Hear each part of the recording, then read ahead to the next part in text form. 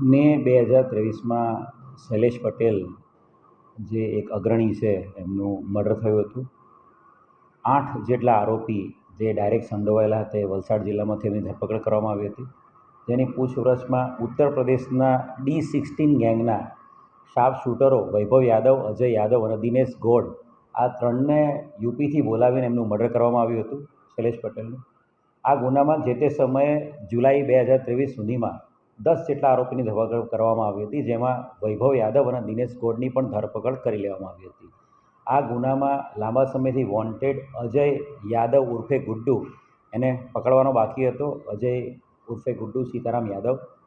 Uttar Pradesh Ambedkar Nagar police દ્વારા આ આરોપીની તાજેતરમાં જ ધરપકડ કરવામાં આવી હતી. ઉત્તર પ્રદેશમાં લૂંટ અને અટેમ્પ્ટ ટુ મર્ડર કેસમાં એ વ્યક્તિ આંબેડકરનગરની જેલમાં હતો.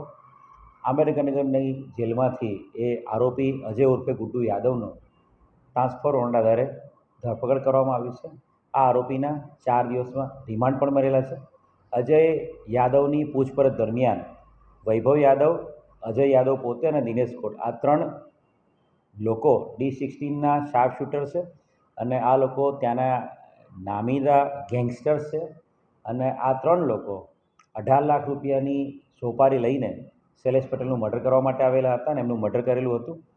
અજય ઉર્ફે ગુડ્ડુનો ખૂબ જ મોટો ગુનાહિત ઇતિહાસ છે.